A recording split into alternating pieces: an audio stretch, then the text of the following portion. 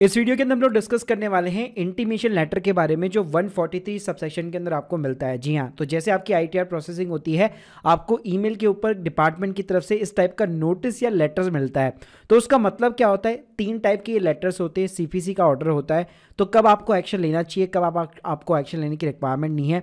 तो ये सारी जानकारी आपको मिलने वाली है इस वीडियो के अंदर, तो प्लीज पूरा वीडियो जरूर देखिएगा। साथ में बताना चाहूंगा, हम लोगों ने टैक्स फाइलिंग के ऊपर अपनी मास्टर क्लास कोर्स को लॉन्च कर दिया है, बहुत ही अफोर्डेबल कॉस्ट के ऊपर, जिसमें आपको हर एक सेगमेंट की प्रैक्टिकल आईटीआर फाइलिंग करने को सीखने को मिल जाएगी। Link in the description box, एक बार जरूर चेकआउट कीजिए। और अफोर्डेबल कॉस्ट के ऊपर आप एक्सपर्ट के थ्रू आईटीआर फाइल कराना चाहते हैं, link in the description box, आप हमारी सर्विसेज ले सकते हैं। तो भाई सबसे पहले बात करते हैं कि आखिर इंटीमेशन लेटर होता क्या है। तो देखिए, जैसे आप अपनी इनकम टैक्स रिटर्न यहाँ पे फाइल कर देते हैं, मैं आपको लाइव दिखाता हूं।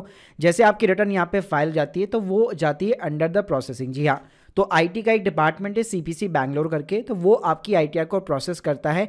एक आप कह सकते हैं इनिशियल यहाँ पे असेसमेंट करता है, वो चेक करता है कि आपने जो आईटीआर फाइल की है वो प्रॉपर्ली करेक्ट तरीके से कर रखी है, आपने जो टैक्स यहाँ पे जो लायबिलिटी आपने बना रखी है तो क्या वो सिस्टम के अकॉर्डिंग यहाँ पे मैच कर रही है कि नहीं कर रही। तो वो एक आपको कंपैरिजन देता है। अब देखिए, इसका लेटर का टाइम पीरियड की अगर मैं बात करूँ तो कोई भी भाई फिक्स डेडलाइन नहीं है। तो यहाँ पे नॉर्मली गवर्नमेंट के पास में after ending of the assessment year 9th month रहते हैं, यानी असेसमेंट ईयर 2425 की बात करूँ तो 31 दिसंबर 2025 तक गवर्नमेंट के पास में टाइम रहता है, तब तक आपको इंटीमेशन लेटर भेज सकता है।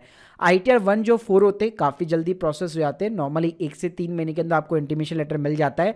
लेकिन आईटीआर 2 और आईटीआर जो 3 होते हैं उसके अंदर एवरेज 2 से 4 महीने लग सकते हैं। जैसे कि अगर मैं करंटली भी अगर मैं बात करूँ तो आप स्क्रीन के सामने देख सकते हो असेसमेंट ईयर 24-25 के अंदर यहाँ पे कितनी सारी आईटीआर जो है यहाँ पे रिटर्न यहाँ पे फाइल हो चुकी है, लेकिन उनमें से कुछ ही आईटीआर अभी तक यहाँ पे जो है प्रोसेस हुई है। अब बात करते हैं कि इंटीमेशन जो लेटर आपको रिसीव होता है उसका अलर्ट आपको कहाँ पे मिलता है। तो देखिए, एक तो ईमेल के ऊपर अलर्ट मिलता है, या फिर आप क्या कर सकते हैं अपने इनकम टैक्स पोर्टल के अंदर लॉग इन कर सकते हैं और जिस भी असेसमेंट ईयर की आपने रिटर्न फाइल कर रखी है वहां पे जाइए, तो वहां पे आप देख सकते हैं आपको यहाँ पे इंटीमेशन लेटर जो है डाउनलोड करने को मिल जाता है। तो जैसे लेटर इश्यू होता है, बाकायदा आप इनकम टैक्स पोर्टल पे डाउनलोड भी यहाँ पे इस लेटर को कर सकते हैं। अब भाई ये जो लेटर होता है ऐसे ही ओपन नहीं होता है, इसके अंदर एक पासवर्ड डाला होता है। पासवर्ड बड़ा ही सिंपल रहता है, आपका जो भी पैन कार्ड नंबर है, आपकी जो भी डेट ऑफ बर्थ है, दोनों को आपको कंबाइन करना होता है स्मॉल केस लेटर के अंदर।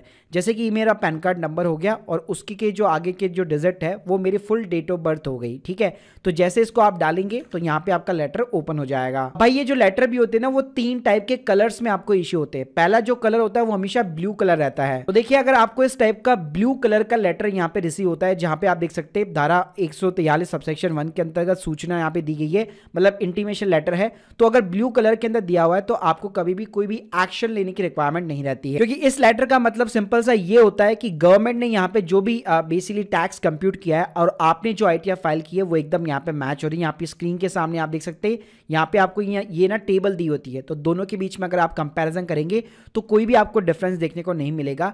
यानी ना तो आपको कोई रिफंड बन रहा है, ना ही कोई आपका टैक्स बन रहा है, आपकी आईटीआर यहाँ पे प्रोसेस हो चुकी है। तो कभी भी अगर आपको ब्लू लेटर वाला जो है लेटर देखने को मिले, इंटीमेशन लेटर देखने को मिले, तो उस पर आपको फिर कोई भी एक्शन लेने की यहाँ पे जरूरत नहीं पड़ती है।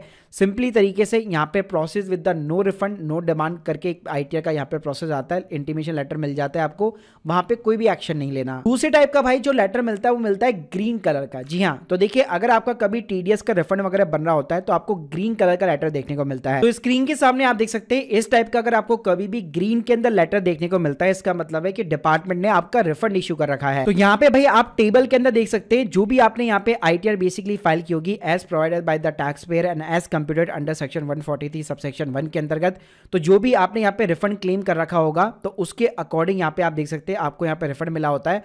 प्लस अगर आपको कोई इंटरेस्ट वगैरह भी इशू हुआ है तो वो भी यहाँ पे आपको देखने को मिल जाता है, क्योंकि अगर रिफंड डिले इशू होगा तो ऑब्वियसली बात है गवर्नमेंट उसके ऊपर आपको इंटरेस्ट भी देती है। तो इस टाइप के जब लेटर इशू होते तब आपको चेक करना है कि आपने जितना रिफंड क्लेम किया था क्या गवर्नमेंट ने उतना ही रिफंड आपको इशू करके दिया है। अगर कम करके दिया है तो फिर आपको एक्शन लेने की उसके ऊपर जरूरत पड़ती है, वरना वहां पे भी आपको कोई भी एक्शन नहीं लेना है। तीसरा टाइप का भाई जो लेटर होता है वो होता है रेड कलर के अंदर एंड इससे डेंजरस, क्योंकि यहाँ पे गवर्नमेंट का जो है डिमांड लेटर इशू, यहाँ पे आप स्क्रीन के सामने देख सकते हैं, कभी भी अगर आपको रेड कलर का यहाँ पे इंटीमेशन लेटर इशू होता है तो वहां पे आपको एक्शन भी लेना पड़ेगा, आपको रिव्यू भी करना पड़ेगा, क्योंकि गवर्नमेंट यहाँ पे आपसे पैसा मांग रहा है। तो गाइस यहाँ पे क्या होता है, आपका जो इंटीमेशन लेटर होता है उसके अंदर टेबल्स के अंदर कहीं ना कहीं आपको डिफरेंस देखने को मिलेगा।